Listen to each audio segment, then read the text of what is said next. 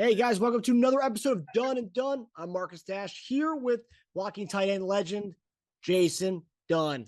JD, how you doing, buddy?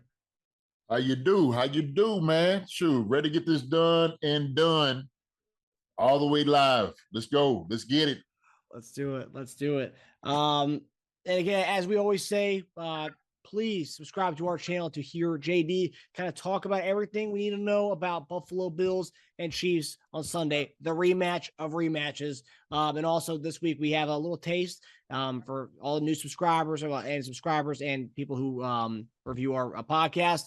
We also have a giveaway tease, so we'll also show you what we're giving away to a couple of lucky Chief fans who subscribe and review our podcast. So be sure to check that out. Like every other week, the Dunn and Dunn show revolves around JD talking about players he's concerned with, players he's not concerned with, and then of course we're gonna go to our Dunn and Dunn segment where JD spouts off on something that's really, really bothering him, and I'm sure he's got something really good for us tonight. So, with all that being said, let's begin with a player you are concerned with, JD. So, as we look to Week 6 against the Buffalo Bills, who is one guy or position group you're really concerned with based on what you saw Monday night in that nail-biting win against the Las Vegas Raiders? What player or what position am I concerned with? So this week I'm gonna go with the big fella, our left tackle. Okay, he's just a little concerned because I think he's been hampered by a little bit of injury. I think maybe a little bit of a slow start. He didn't quite have such a great game last week. So that's part of my concern because these guys are coming here, these Bills, they are coming in to actually wreak havoc. And so my thing is this. And part of the problem is, look, we understand. We got speed rushers. They're trying to get up the field. Part of the issue is, Patrick drops back really deep, okay? And so they just figured out, hey, let me just beat this guy. They're not going to let OBJ get his hands on you. He's just not. But listen, I'll tell you this. What we're going to do, we're going to have a couple backs help you out, big fella, okay? We'll have a couple backs come over here and get a couple of these Bill ribs. I like the little buffalo ribs. I like the buffalo's really good meat. It's really, lean and tender. Okay, so we're gonna make sure McKinnon or CH or Pacheco gets a little bit of those ribs. Okay, keep it nice and tender for you. And then once we get that and hit them and chip them, I want you to go ahead and clean them up after that. Go on, clean your plate. Okay, to clean them. Been doing a great job in the run game. You have. I believe in you. Okay. My concern is, all right, you just getting back there. Keep kicking. Keep just dropping back. Keep using your arms, your feet, your techniques. Use your techniques. Believe in them. This is a good game for you. I want you to do well, and I think you will. Okay. My concern is, hey, don't let these guys get to you. Forget all the noise. Put it out of your head. This is a good game for you to step up. To let everybody know you back. Let everybody know. So pushing for you, big fella. Let's go. Let's go get it. That's my concern. But hey, it's no concern because I know he's going to have help. There's going to be some guys around him, and I know he's going to get the job done. So this is what I'm looking at, man. Coming on Sunday. Yeah, OBJ did have, he had a rough game, and I think a large part. Second half, he had a good second half, and there's that highlight on that really long run that Jerick McKinnon had that kind of like jolted us in that second and long run where he's pulling out there, man, laying some dudes out, and that was nice. I'm sure that gave him a little confidence boost going forward for the rest of the game and hopefully rest of the season. Yeah. Look, and that's what we need. We need to run the football more, and I think the key to victory against this Bills defense is running straight at them. Right there in their mouth. That's what we need to do. Mm-hmm. Let the big fella eat. Put the cleats in the ground and go hit them. Okay?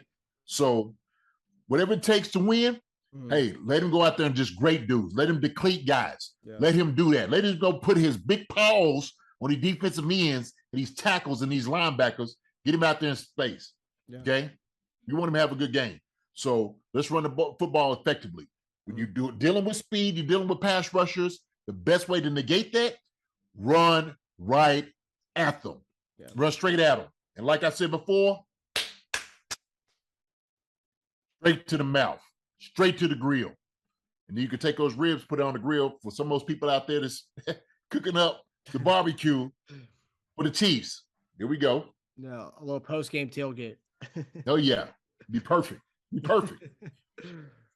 All right. So we talked about a player you are concerned with. Now, talking about a player you're not concerned with as we look to week 6 against the Bills, who's a player or position group who you're just over the moon about and ecstatic about based on the play you saw on Monday night against the Las Vegas Raiders. Oh, so the group or the person that I'm ecstatic about that I like is the secondary. Okay, the secondary. They're going to have a challenge coming in. But you know what I like? I like that Spags trusts these young fellas. I like that Spags doesn't mind putting a challenge in front of these guys. And I don't mind that these guys step up and get it done. They're challenging guys. They got confidence. That's what I love about it. Because Spags knew that it was going to come to fruition, that he has to go against these good wide receivers he's coming against. You go against Devontae Adams, arguably the best receiver in the game, okay? And these guys did well. There was, of course, some calls, maybe some questionable calls, but these guys did not waver in their confidence. They didn't put their heads down. You know what they did? They lined back up. They came right back at him, and they came back to challenge him. That's a beautiful sight, and that's exactly what Spags is looking for, and that's exactly what I want to see. See, sometimes you got to test guys to see where they are. You got to test their mettle to see what they're made of. And so these young guys are showing it. They're not scared of anything. They're not afraid of anyone. They want to come in, they want to compete, they want to challenge every single person in front of them. And I love them for that. So I don't have any concern about that. Hey, you know what? We'll give them some help, do some bracket, run some man. We're going to run some blitzes. We're going to do a little bit of everything. These young guys are going to be ready. They are up to the challenge. So right now, I have no problem with that. I know everybody was a little concerned about, Devontae Adams is eating this, blah, blah, blah. These young guys looked at him in his face. They was in his jaw. They was in his jockstrap. They was in him all night. Yeah. Yeah, he got a couple big plays. But you know what? Hey, he's all pro. He's the highest paid wide receiver in the game. Okay? He's going to win some battles. That's what he's going to do. Like I said before, the young guys, they didn't worry about that. They line back up. They line right back up. And I love that about them. So it's going to be a good challenge. It's going to be a good battle for them. Spags going to put them in the right position for them to make plays.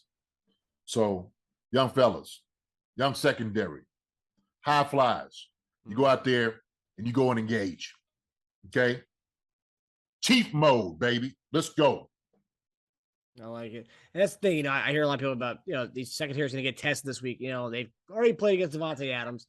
They played against Mike Evans, Julio Jones, Chris Godwin 2 weeks ago. I mean, they're tested. They played against Mike Williams. I mean, these guys have played against good weapons. I mean, you can say that the Buccaneers' weapons, that's arguably better than the Bills' weapons. Arguably, you could argue it. Yeah. So it's like these guys have been tested against other good skill players, and I think they're ready for this now, Absolutely. They've seen week in, week out, like you said. They've had guys that they went against, and these guys have not batted that eye. Okay? They haven't. They haven't crossed their legs. They haven't wavered, like I said before, up to the challenge at all. And I think these guys are ready. And these guys are playing together. They're young. I think they're, they got a lot of, spunk to them, a lot of energy. And I love that. I love that about them. And so we just got to make sure, man, Sneed, okay? Fitton, McDuffie is coming back, Watson, Thornhill, Reed. We got guys. We got guys that are ready and ready for the challenge. They're up for it right now. So I'm excited about it, man. I can't wait to see it. They're going to be successful this week. I'm telling you. Yeah, and it's a completely revamped secondary from the last time the Bills kind of dominated that secondary. So it's yes, it's a different ball game. Yes, totally different ball game. Yep. Still Arrowhead though. Still Arrowhead. It's still Arrowhead. Yes, sir. That's gonna mess with him mentally. That right there. Woo! That is going to be a battle, a mental battle for them guys dealing with that. You know, all that despair and, oh my gosh, the agony, what they went through last time, 13 seconds. I hope they have 13 seconds everywhere. All right. Well, I hope the secondary can live up to JD's expectations going forward here. All right. So now it leads us to our last part of the show, which is, I think, everyone's favorite segment, is the Done and Done segment, where you go off on something you feel pretty strongly about. And so, JD, what is grinding your gears this week? The Chiefs being the underdog at home. I can't explain it. I just don't understand. I just can't wrap my head around it. But this is ridiculous, is what that is. This right here, man, is just foolish. Foolish to me. Listen, we're at home, okay, in Arrowhead. The hardest place to play in the NFL. By far, not even close. Not even close. And we're underdogs in our own home, in our own backyard? This is foolish, ridiculous, but preposterous. This is beyond me. Listen, I'm going to make this real simple. I'm going to make it real plain for you, okay? No more talk. I don't want to hear anything. I just want to see the Chiefs go in and handle business in their own backyard, okay? The Buffalo Bills is coming here. Bills, Buffaloes, the Chiefs, Arrowhead. Put all that together now. Put all that together. Okay? We're going to have some buffalo ribs. We're going to put them out on the grill. Post-game show, we said we're going to have it. Okay? I don't want to hear no more madness, no more mess. When you come here, this is what it's going to be about. Okay? Let me close talk you. Patrick Mahomes is the best quarterback in the business. The defense is going to do what they need to do against Josh Allen and his Bills. That's all that needs to be said. End of story. Jason Dunn, done, and I'm out. All right. Well, again, for more on this game against the Buffalo Bills, subscribe to our channel, Chief Concerns, for a full preview. And that does it for us. We'll see you guys next week on Done and Done. We hope you enjoyed the episode. And remember, subscribe to Chief Concerns on YouTube. So we'll see you guys next week. Yes, sir. Thanks for watching this video from the team at RGR Football. Click these videos to see more and subscribe to RGR Football.